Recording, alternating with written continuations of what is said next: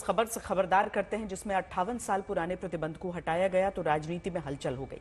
दरअसल गृह मंत्रालय ने एक आदेश जारी कर कहा है कि सरकारी कर्मचारियों के राष्ट्रीय स्वयंसेवक संघ की गतिविधियों में शामिल होने पर लगा प्रतिबंध हटा लिया गया है।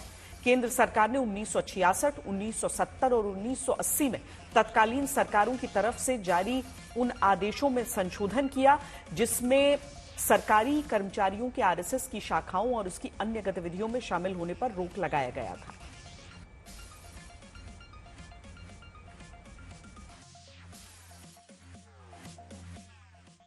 अपने राजनीतिक स्वार्थों के चलते तत्कालीन सरकार द्वारा शासकीय कर्मचारियों को संघ जैसे रचनात्मक कार्य करने वाले संगठन के गतिविधियों में भाग लेने के लिए पाबंदी लगाई गई थी।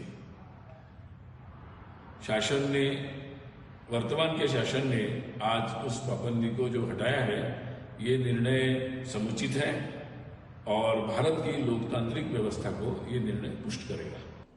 उस ऑर्गेनाइजेशन को आज ये बीजेपी की एनडीए की सरकार ये परमिट कर रही है कि गवर्नमेंट सर्वेंट्स आरएसएस के एक्टिविटीज़ में हिस्सा ले सकते हैं।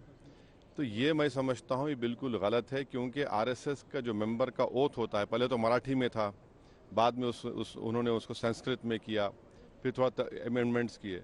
वो ओथ आपको कहता है कि वो भारत की डाइवर्सिटी को, प्लुरलिज्म को नहीं मानते। वो तो हिंदू राष्ट्र के ऊपर कसम खाते हैं।